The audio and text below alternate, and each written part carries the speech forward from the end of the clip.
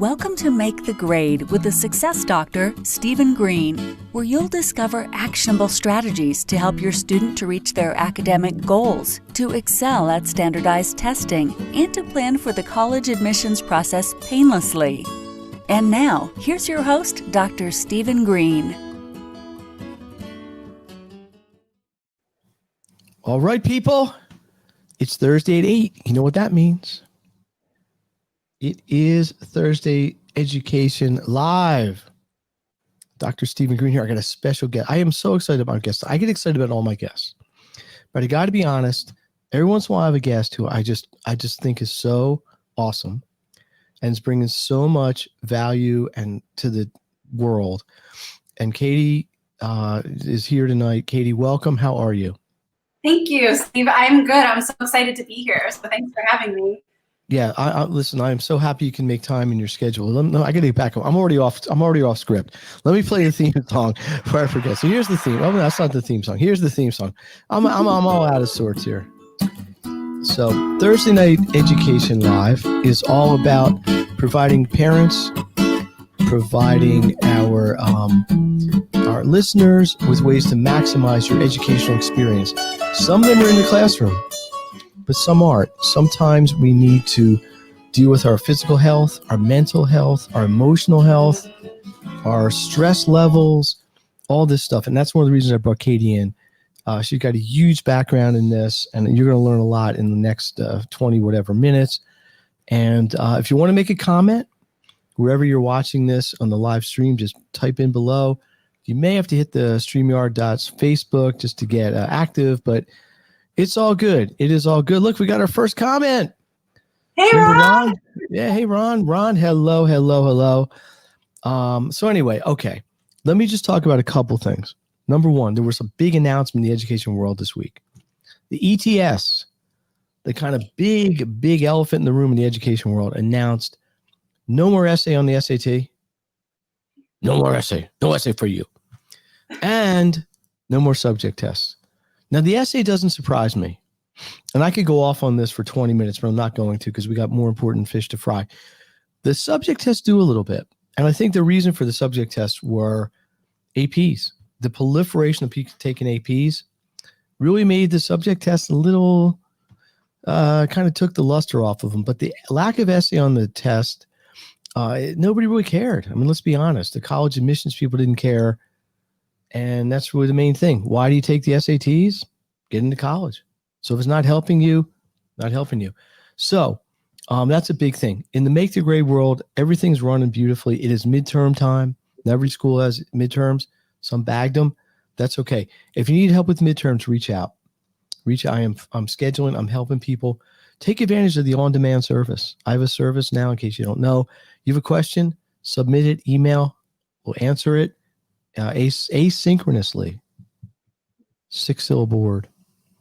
How about that, Katie? 6-syllable word. It's big. Usually we get over 3. Over 3 here, I get excited. Anyway, and also last thing is I'm launching a course. If you're out there, if you're a parent or you're an entrepreneur and you want to learn how to project what you do live, or you want to make a class, I'm setting up a workshop to help people by popular demand.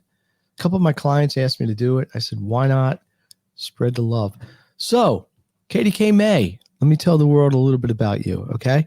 In addition to her incredible hairstyle, right? What shade of blue is that? Is that royal blue? It's blue and purple. It's living. Blue and purple. I love it. Okay. She is the owner and clinical director of Creative Healing. Okay. It's a teen support center.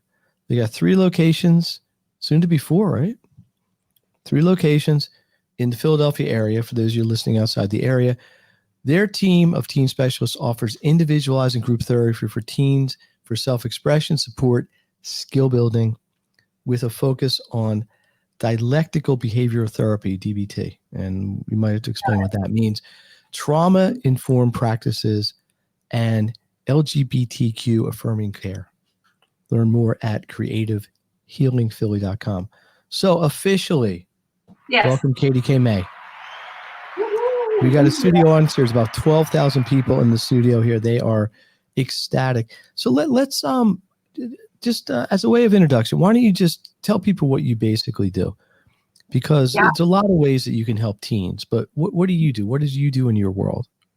So I am a mental health therapist, and I've devoted my whole professional career to working with adolescents and the teen brain as it relates to mental health. And so what I do, my specialty area is working with teens who have self-harm behaviors or suicidal thoughts. So I appreciate working with that high-risk population. And I have a team of therapists who have all devoted their lives to working with adolescent mental health and work in a variety of areas, like you mentioned, like depression, anxiety, trauma, school stress, self-esteem, identity, exploration. So across the board, if your teen is struggling, we have a specialist in that area. And I really think that's important to note, because teenagers are not children and they're not adults. So they really have a unique brain that's still forming, and having some knowledge of that in the process is important, just in terms of how you're treating them, how you're supporting them, and how you're involving the family in the process too. So here's a question. I'm a parent. I got a teenager. Me too. I'm saying, well, yeah, well, right. I mean, I did. Mine are a little bit older. I'm done. I lived through this. But anyway, I got a teenager, and they seem a little off, right? Do I say, well, they're being teenagers. They're moody. It's normal. Well, how would I know, without being an alarmist or going off the edge, that maybe it's time to seek some professional advice, right? And I'm not talking like, super, super heavy duty therapy. We're talking your more support. So what would be a trigger that a parent would be able to use to say, listen, maybe I got to notch this up to somebody who handles this professionally? It's a really good question. And one of the things we talk to parents a lot about at the beginning is this typical teen behavior, or is this cause for concern? And so part of that is educating yourself on, or being aware of, what is normal teen behavior, like being in your room more and isolating more, being more irritable with parents, getting frustrated with peers, not liking school sometimes. These are all really normal teen things, like being a little more emotional at times, really normal teen experiences. But it's really when it goes into that extreme range on this side of it, that's like, I'm crying every day. I'm making statements like, I don't think anyone likes me. I'm avoiding school for days at a time. I'm avoiding social interactions. So it's a sustained period in the extreme. I would say, like, if there's 2 weeks of your teen crying and expressing that they're hopeless and that they hate themselves, that would be, I think, enough of a prompting event to reach out and just say, like, hey, therapist, place, is this something that you think is treatable? I'm always a fan of erring on that side of just like asking, seeing what's up, seeing if it's a match for even meeting criteria for treatment, because I'd rather be safe than be stressed for a long period of time. And what's the entry point? It's not like they show up and they go into some, laying on a couch and like, tell us about your childhood. I mean, obviously that's not where this is, but what's the first experience like for the teen?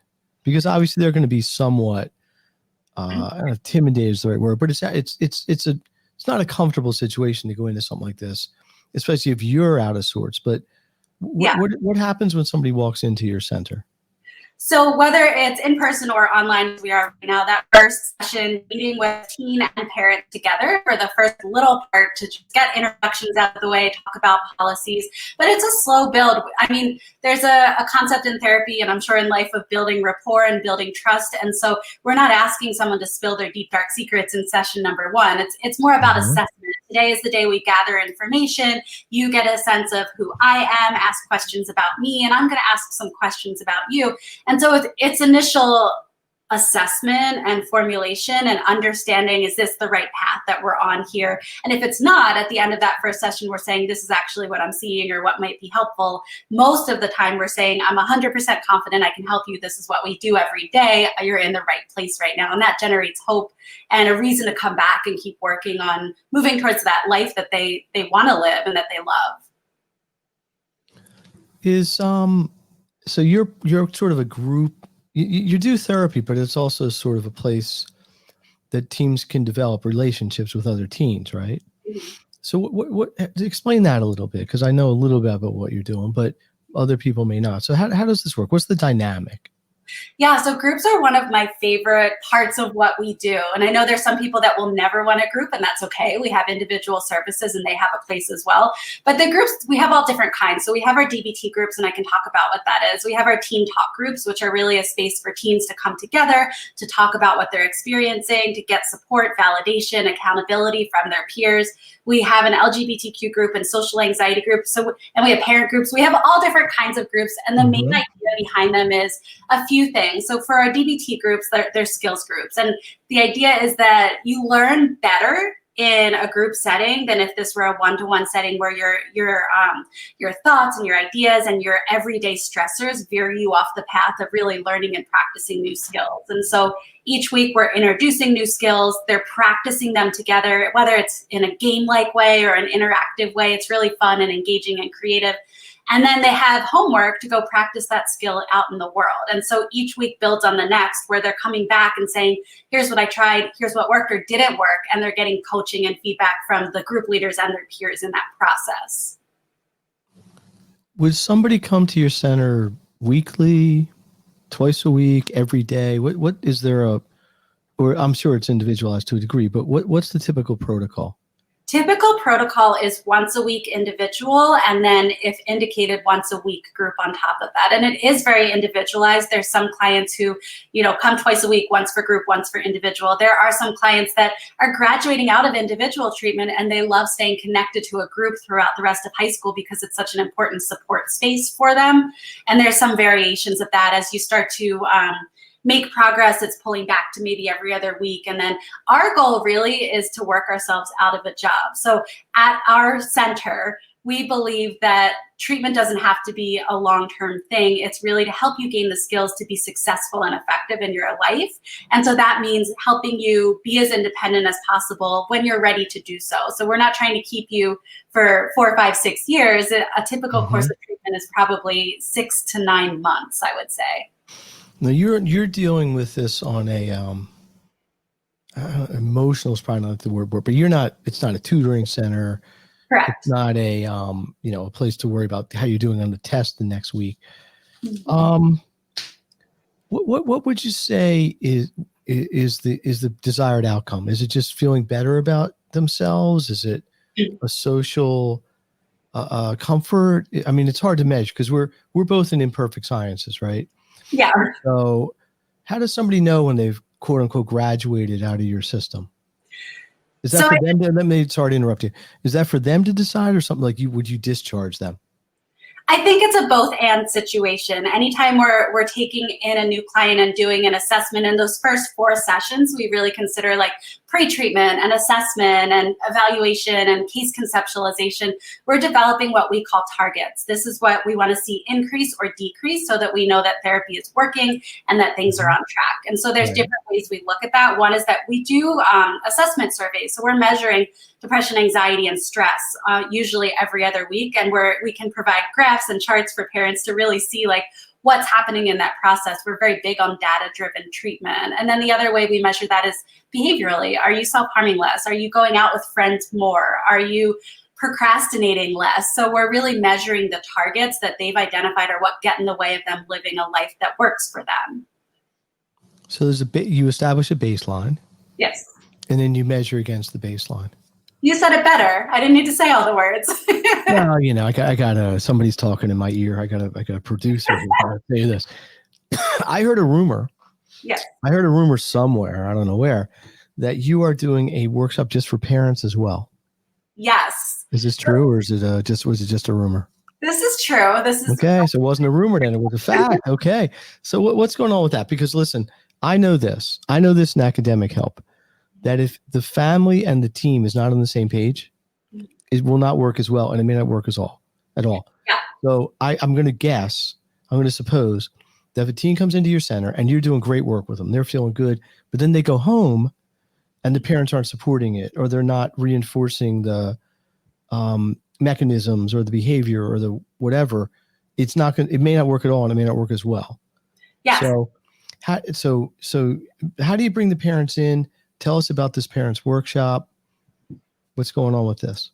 Yeah, so I've been running this parent workshop monthly, and it's a free workshop for either parents that are in the community or parents who have a teen at our center. And the main idea is this: in order to create the perfect conditions for change for our teens, we need to educate the parents in exactly what you said, what to reinforce, how to respond to big behaviors or big emotions, what not to say. What's the foundation of knowledge that they need to know to make therapy work or to create harmony at home?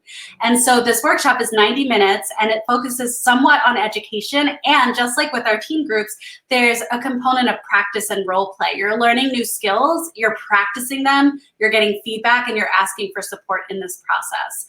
And I've gotten great feedback from parents that it's been really helpful to get that foundational knowledge to create those perfect conditions for their teens at home. And I recognize that 90 minutes is a short amount of time for the length of time that you may have been struggling. And so we have an ongoing parent group that parents can opt into if they want continued support in the process. So you're kind of getting every angle, which is what you need to do. Yeah. Wow. And I also heard a rumor. Oh gosh. Before the rumor, let's do a little station break. This is Education Live Thursday. My guest, Katie K. May, Creative Healing Philly, maybe soon to be national. You're gonna have to rename Creative Healing USA. Oh my God. Or something. I don't know. The way you're growing, it's unbelievable. It's great. We're here every Thursday night at 8. All things education. The goal here is to give value to parents and families to help you maximize your child's education. But we're talking about your emotional mental health. And that goes like this, hand in hand with education sometimes. A happy child, a well-adjusted child, and we all try as parents, but it's going to probably be a better student. So I heard a rumor. I was talking to somebody who talked to somebody else who said, Katie K, she's writing a book. You're hearing a lot of rumors, Steve. I'm getting a lot. No, well, I got my finger on the pulse. When you do a show like this, you got to know what's going on with your guests, right? Yeah. So, I can't come up here just making stuff up. So anyway, I got it. I know you got a lot to talk about with a book, right? You probably got 18 million things you could do. Maybe you got 4 books to write. What's this one about? Yeah, so I am writing a book, and it has been a life goal of mine. I've been a writer since I was a kid. And this book really interweaves my personal story as what I'll call a troubled teen. The reason that I do what I do now is because of where I came from and who I was, and wanting to provide the space and support for teens in a way that I didn't have it growing up. And so I share some of my story, but a bigger piece of it is how parents can respond in different ways to help teens manage those big feelings without them becoming self-destructive behaviors. Because again, that's my passion area of teens with self-harm and suicidality. And really, how can we as parents keep our kids safe, make them feel secure, and not just like random general concepts, but really like, what do you do? How do you dig into this and make things better at home? Because that's the ultimate goal, is how do we all live in harmony in a life that we love and make this work together? So the book is sort of a journal-ish kind of exercise, I guess. So it's in a way, it's sort of therapeutic, right? Sure. So hopefully it'll be out soon. And oh my God. do you ever, I mean, listen, we're both in businesses where you can sometimes get attached to your kids. You get in, and when I say kids, I mean your clients, basically, right? Yeah. I've had lots of kids over the years. I'm really rooting for them. I want them to succeed. I want them to bring it together. You work with them, and then you gotta let go, right? I can't go take a test for a child. I can't go take an SAT for a child, but the goal is to give them the tools they need, and then hope. Or not maybe hope, but like sort of hope in a positive sense that you've given them the foundation to be able to be independent as they sort of sail the seas of life, so to speak. Yeah. Do you get the wraparound? Like I got to tell you a story. Yeah. I went to the supermarket, which is an adventure in this day and age. My wife was cooking something. We were missing something. Can you go to the supermarket and buy this? Sure, yeah, whatever. So I grabbed my mask. I got my goggles. I got my whatever. I got my disinfectants. I'm standing in line, and with a mask, you don't know who anybody is anymore, right? Like I would recognize you probably, but and there's a person behind me. I'm like, I know this person's familiar. I can't remember who it is. I'm just about to check out. I'm putting the stuff in a bag, and the guy goes, "I think you were my biology tutor in 9th grade." Oh. And I was like, yeah, David, whatever his name was. I mean, his name was David. I'm trying to protect confidentiality. Anyway, And we start talking. It turns out, okay, this was so long ago. So long ago, he graduated high school, graduated college, graduated medical school, just got done a residency to become a cardiac surgeon. That's amazing. I know it was super cool. And he didn't like gushingly say, wow, like I owe all my success in life to what we did. But he did say, you know, I remember you working with you and you really helped me with biology in ninth grade. And you also helped me with SATs. And that's one of the beautiful things about what we do in education and counseling is you can really have an impact on people, not because you want to be impressionable, but because it's what we do. Yeah. And sometimes it wraps around and we get very tied up in these things. And sometimes it works the opposite direction. You put all of it into something and it doesn't play out. But is there anything you'd be willing to share? Maybe a story or a case study where it's you really feel this was just a super positive thing that happened? Yeah, so the closest thing to that I can share is getting emails from clients who have graduated out and gone to college and telling me that they've gotten a 4.0 and they have a friend group and they feel close and connected when they're away at college, which is always our goal to get them to that level of independence. Mm-hmm. And then when I've wrapped up groups that I've seen them from freshman year through high school and they're getting ready to graduate and go out to college, some of the feedback I've heard, and it makes me choke up to talk about it, is things like, I didn't know if I would make it through high school, and being in group is a part of what got me through. Knowing that people were waiting for me every week and they would care if I didn't show up is something that got me out of bed for the day. Or I felt like I could be myself in group and dress in a way that was a little more adventurous than I might at school because I knew people would accept me and that they wouldn't judge me. And so I think I can't take full credit for providing all of those things because a lot of it was the peers within the group. But I think those spaces are so important. The spaces where they know they're not being judged, where they can be authentic and take risks and learn to like themselves better because they're noticing that other peers are liking them for who they are and not who they're pretending to be. Do you ever find there's like a syndrome in psychology and in education where patients become almost dependent a little bit on their providers.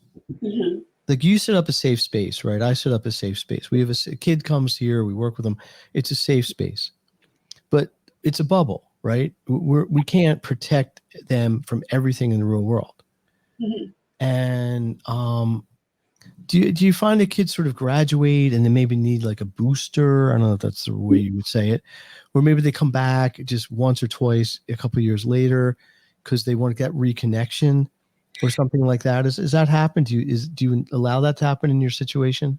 Yeah, so I think it's both. I think we like an alumni kind of, if there is such a thing. Yeah, we prepare our teens for the world and we do a lot of exposure therapy where we're not protecting them from bad things happening, but helping them realize that they can handle it if something bad does happen. And that being said, a lot of our teens go off to college and come back on winter break and spring break and maybe even over the summer and check in or get a booster session. Or I've had clients come back when they're 22 and just say, like, I'm dealing with a difficult life thing right now. Can I just talk through it for a session or two? Because I'm the last relationship they had therapeutically where they talked about those things. And so it's helpful to have that history rather than try and give all that to a new therapist just for a session or two if they need support.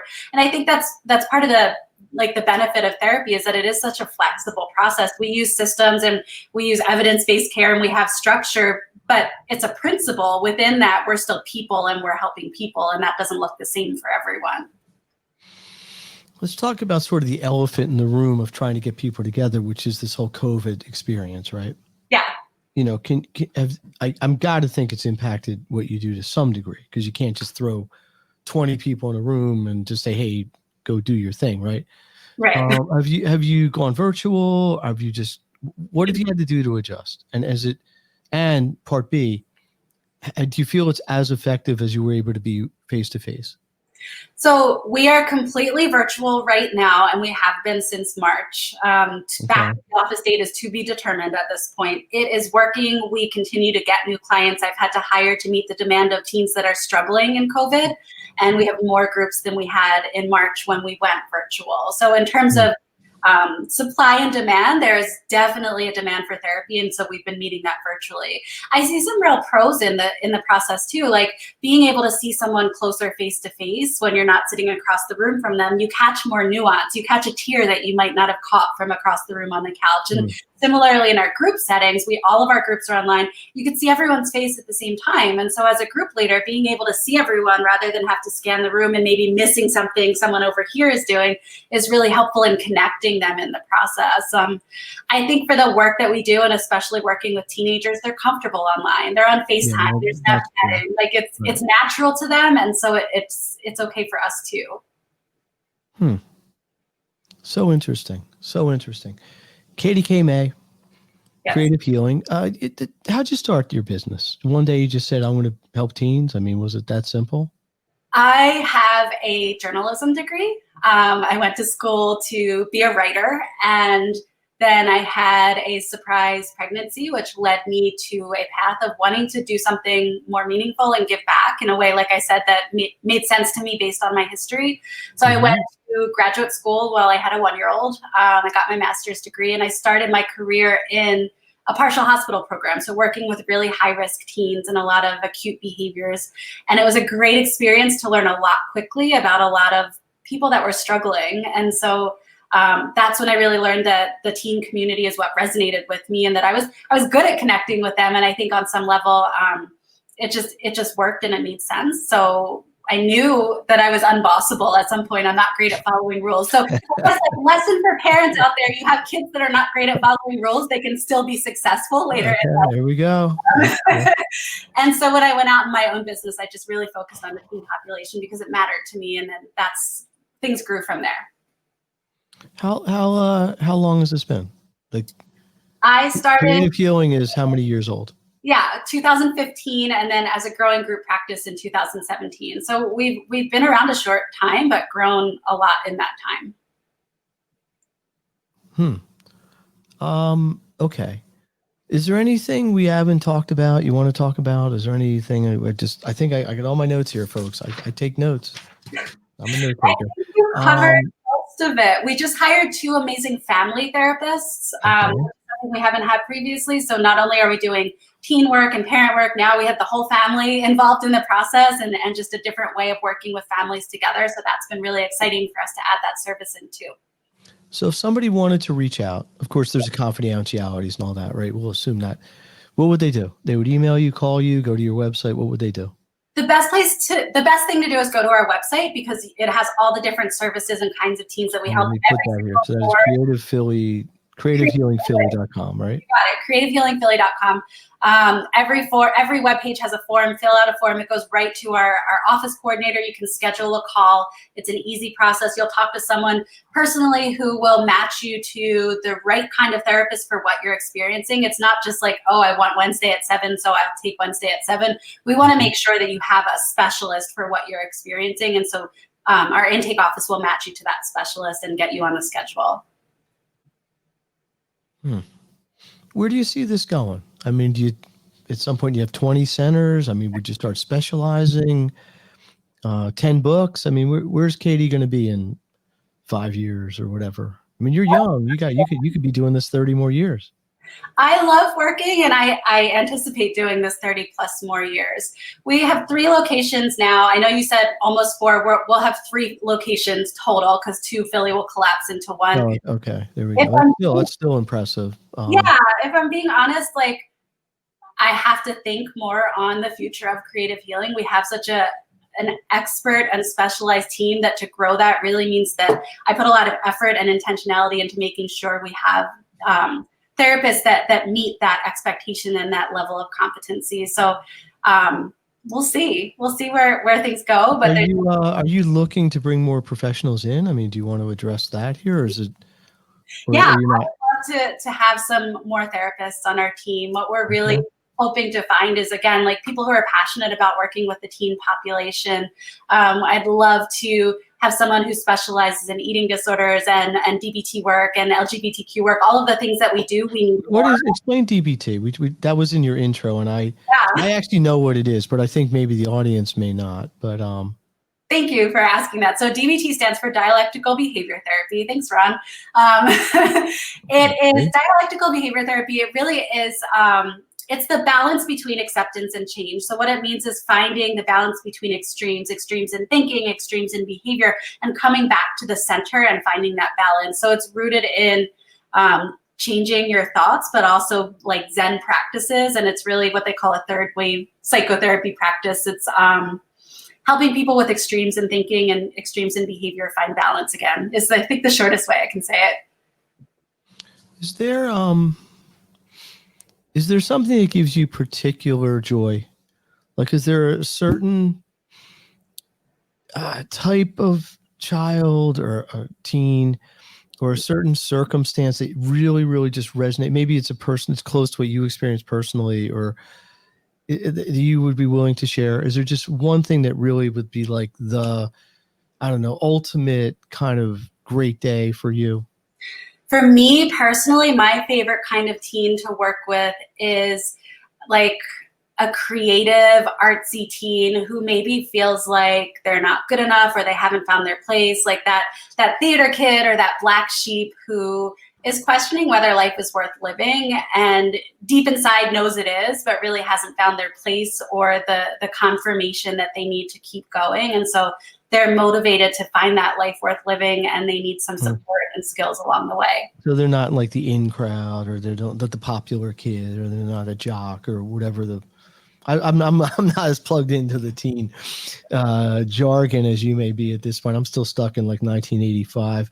You know what it reminds me of, though? I don't know. Like, my wife is this huge fan of the show The Voice, right? Mm-hmm. Which is like this sort of singing competition. Mm-hmm. And the kid who won was like 15. He beat all these adults. He's an unbelievable singer, but they all are. Yeah. And I think he would have been a great patient, or do you use the word patient? I guess you would. Client, we say. Client for you. It was like a kid who basically said, I didn't have a lot of friends. Yeah. I didn't fit in. I was like the kind of artsy kid in a world of jocks and stuff. And there's nothing wrong with any of this. Mm-hmm. But, when the majority is doing one thing and you're in the minority, it's easy to feel isolated and unaccepted and blah, blah, blah. Exactly. I say it's like the island of misfit toys. Like all the teens who feel like they don't have their place somewhere else tend to find each other in our groups and feel really connected. And that's amazing to see happen. And then they take those connections outside of group. They start hanging out. They start understanding how to form like trusting relationships too. So the lack of commonality is the commonality. You got it. Oh, I like that. Somebody write that down. Write that down, producers. Katie K. May, I want to thank you profusely for coming on tonight. It's just, it's funny. I've never actually met Kate.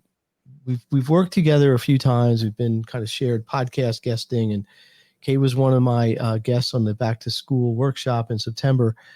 And we only live like 3 miles apart, right? Something like that. We're not very far from each other, but in this COVID world, you're lucky if you can get to the supermarket in one piece. But it's just like Ron said, you're contagious. Your enthusiasm is great. I love it. I love positivity. You're helping so many people. And I don't want this to be like a love fest, but what you're doing is really needed work. And, if it's the old saying, if you love what you do, you never work a day in your life. And I really get that feeling from you, that you're just happy being with your tribe and surrounding yourself with like-minded people and feeling like you're bringing value and bringing people to a better place from when they show up to when they leave, which is really what we in the education, counseling, support space, what more can we really ask for? I mean, look, we got to make a living, so we got to put a little bit of money on it somewhere, but this is the stuff you can't price tag, right? I feel grateful for sure. Yeah, it's awesome. Let me ask you one last question, just totally off, we're completely off script here. I don't think we had a script anyway. I know you've got certain goals and stuff, but is there anything you haven't done yet that you really want to do? Like, do you have a big goal for 2021? I mean, I'm not even talking business, just like, I don't know, you want to like climb Mount Kilimanjaro or something like that. Anything you want to share? Personal goals outside of traveling, which will happen when it's able to happen. One of the things that I've been doing is like CrossFit training and weight training and just increasing my strength as a human being. And so I don't know if I have an end point for that, but I know my personal goal is to continue working on myself. And that's something that we at my center, everyone that works there has their own personal goals and personal development. And I've done a lot of emotional work. And I think that for me now, it's time to take that holistically to how do I become stronger as a person and physically to match the mental strength that I've achieved in my lifetime. Thanks, Ron. That's like the quote of the year. I'm loving. I know I said it, but I'm still feeling it. I love it. Thank you, Ron. Yeah. Well, so look, we're always working on ourselves, right? And there's the old saying: you can't help others unless you're working on yourself as well. If you're not in a good place, you can't project that. Education Live Thursday. This is the 15th Education Live Thursday. Can you believe it? It's amazing. Yeah, I'm shocked. Next week, I honestly don't remember who's on next week, which is really sort of shameful. So I'm going to look it up right now. Ron, who's on? You know who it is? It's Ken Myers. And actually, Ron, you're out there. If you want to come on Education Live Thursday, you are more than welcome. I'd love to have you. Ken Myers next week. Ken has a great, you know Ken a little bit, Katie. Ken has a great system. He does leadership development. And along the way, they do fundraising. And he's gotten great reviews. He's in a lot of schools. He's going to be my guest next week, and maybe we will have Ron Shapiro on sometime. Ron's got a cool business too. I'd like to showcase.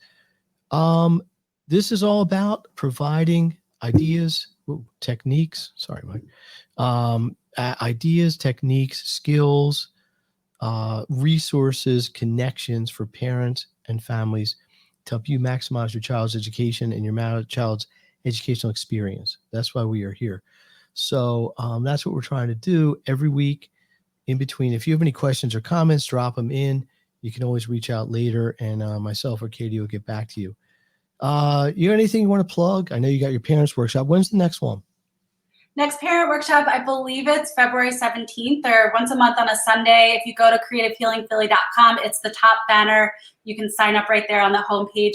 The only other thing I would say, if there's people from schools listening, as part of my team, and they're amazing, have been going virtually into schools and doing a free student stress management workshop that's been getting some good reviews. We've done it at 3 schools and would be happy to provide it to more students in middle or high school if you're finding that they're stressed or they need some more skills to manage the challenges this year. Question for you. Does a parent have to have a teen in your center or one of your centers to come to your parenting workshop? No, it's open to the community. I strongly believe everyone needs this information.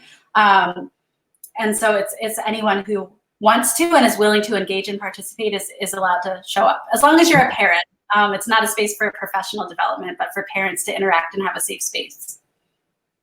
Awesome. All right. I think we've done enough damage for one night.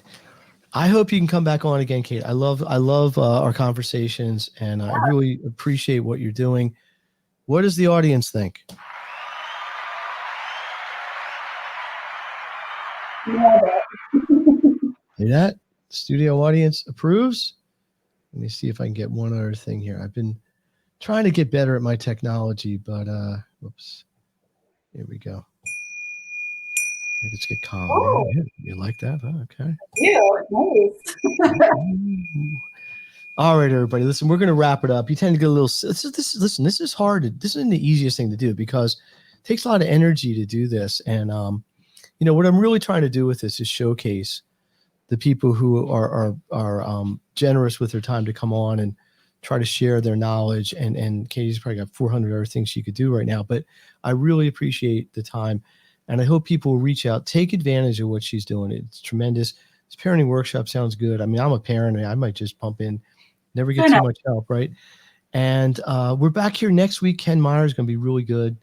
Ken's maybe this much less enthusiastic than Katie. He's a little more deadpan, but he's really knowledgeable. Don't tell Ken I said that. I just said it to the whole world. So anyway, that is it. Let's get the theme song to pull it out. Katie, thanks again. Have a great night. Have a great week. Good luck with your new center. Keep me posted, please. And at some point, let's do this again, and we'll roll ahead. So here we go. Whoops. Oh, I'm on the wrong page. See, I got out of my script. Here we go. I need to make the grade theme song. There. Nope. There it is. Bang. See everybody next week. We're in between. Have a great week. Take care of yourself so you can take care of others. Reach out to Katie if you need anything, or to me, and we'll see you next time.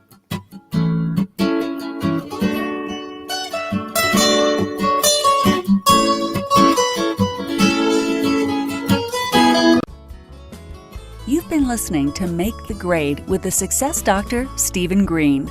If you enjoyed this episode, be sure to subscribe. For more resources and support, please visit makethegrade.net.